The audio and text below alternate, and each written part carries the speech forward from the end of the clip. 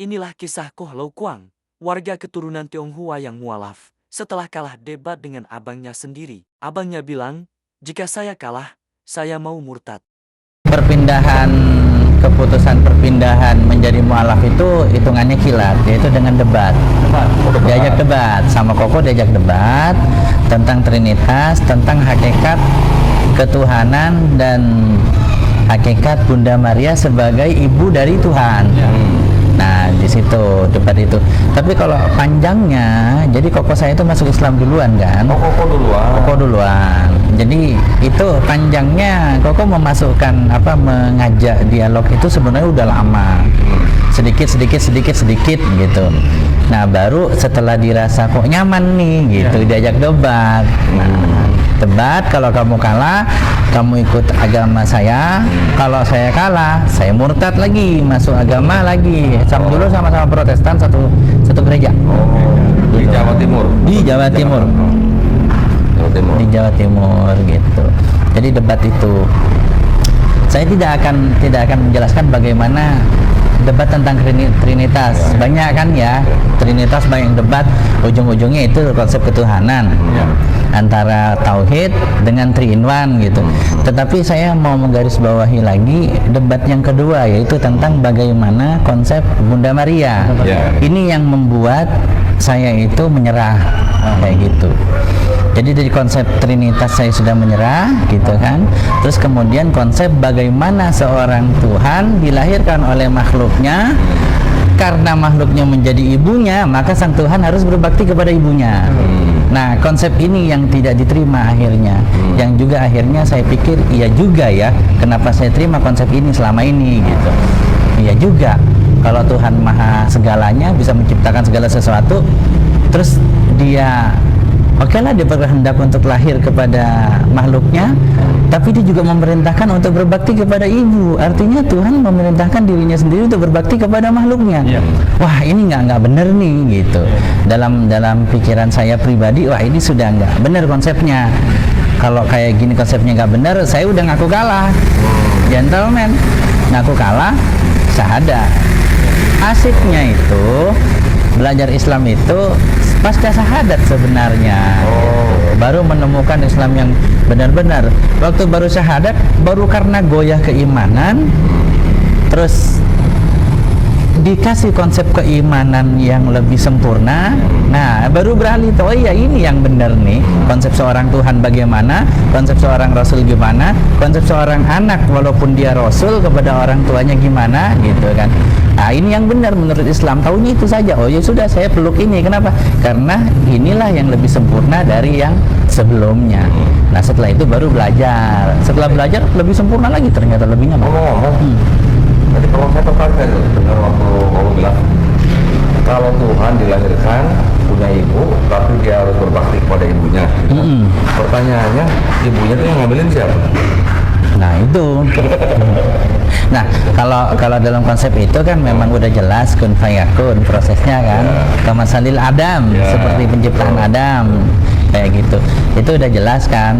Kalau itu mungkin waktu itu kita nggak pertanyakan karena sudah jelas firmannya. Dalam Islam juga dijelaskan lebih sempurna.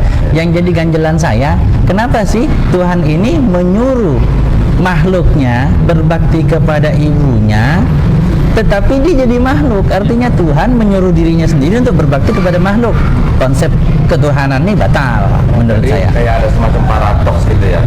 Ada sesuatu yang bertolak belakang dengan konsep itu sendiri gitu. Iya, jadi kelihatan, oh konsep ini berarti ada yang salah nih. Siapa yang bikin salah? Nah, saya nggak berpikir sana lagi. Siapa yang bikin salah? Pasti salah. Pasti salah. Pasti salah. Kayak gitu, pasti salah. Pasti udah salah. Ya sudah, saya ngikutin yang konsepnya lebih sempurna. Konsep dalam Islam, Bunda Maria lebih sempurna. Seorang perawan suci yang Allah kun fayakunkan untuk hamil, dan dia digambarkan tidak pernah ngobrol dengan laki-laki lain. Dalam Islam tuh luar biasa. Wah, ini konsep yang lebih sempurna. Konsep kehendak Tuhan, konsep kekuatan Tuhan, konsep kun fayakunnya Tuhan kepada Maria. Dan Tuhannya tidak lahir lewat Maria, tetapi utusannya, utusan Tuhan yang lahir kepada Maria. Maka tidak masalah ketika utusan Tuhan berbakti kepada makhluk Tuhan. yang sebagai ibunya. Nah, ini konsep yang menurut saya lebih baik. Ya. Maka saya ambil konsep yang lebih baik seperti itu. Ibarat kata kita sedang memilih barang, kemudian kita mau beli barang, kita lihat barang yang sudah kita pegang, ternyata harga barangnya sama, tetapi barang yang sebelah lebih baik. Ngapain gitu loh? Ya udah kita beralih ke barang satunya, kayak gitu, yang lebih sempurna dan lebih masuk akal, kayak gitu. Jadi kalau Islam itu memang adalah agama yang masuk akal. Iya. Itu kalau di Islam malah kita memuliakan ibunda daripada Isa. Iya, betul. Ya, bahkan sampai di dalam Quran ada surat yang diberi nama dengan Maryam. Maryam, Betul. ibunya Di Bible Isa masih nggak ada. Allah bisa. Ya, justru malah di dalam Islam Maryam dimuliakan. Betul. Ada surat namanya Maryam. Begitu juga Isa Masih. Isa Masih juga bukti daripada kekuasaan Allah Subhanahu wa taala. Ya. Di dalam penciptaan Nabi Adam alaihissalam dan penciptaan Nabi Isa alaihissalam itu hanya dengan kun fayakun. Itulah ya. Kalau di dalam Kristen, kalau boleh saya katakan, tadi kalau bilang Maria sebagai bunda daripada Tuhan, itu kira-kira di abad ke-5, abad ke-5, gereja menetapkan Maria sebagai bunda penghantar Tuhan ke bumi. Namanya Theotokos, kalau nggak salah, penghantar Tuhan ini ditetapkan di Konsili Efesus tahun 431 Masehi. Nah, malah pada saat itu juga beberapa puluh tahun sebelumnya itu ada sekte Kristen yang menuhankan Maryam atau Maria, menganggap Maria sebagai Tuhan. Ya jelas, Tuhannya berasal dari Maria gitu kan, secara logika. Tidak semua. Iya. Kalau yang dari awal, gereja-gereja awal, dia menganggap Maria sebagai bunda suci yang istilahnya penghantar Yesus ke bumi. Tetapi ada sekte lain yang menganggap Maria juga Tuhan. Makanya di dalam Quran kan juga ada ayat yang mengatakan, yang artinya kurang lebih bahwa apakah engkau menganggap dirimu dan ibumu sebagai salah satu Tuhan, ya kan gitu. Itu karena ada memang orang-orang yang percaya bahwa Maria bunda Yesus itu sebagai Tuhan. Alirannya disebut dengan Koliridianisme. Itu berkembang malah di daerah Arab, di tanah Arab dari abad keempat.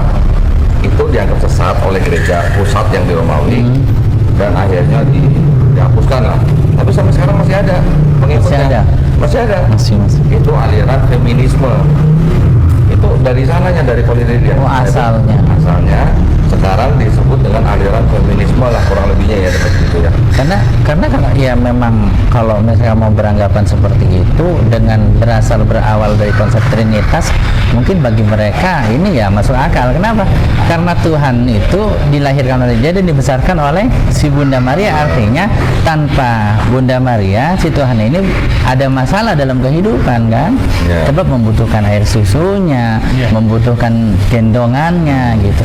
Makanya ya kalau ada orang-orang yang beranggapan seperti itu, mungkin bukan saya ngomong, mungkin karena beranggapan seperti itu, oh ternyata Tuhan membutuhkan manusia yang berwujud wanita dan lebih hebat daripada Tuhannya sendiri gitu. Mungkin seperti itu.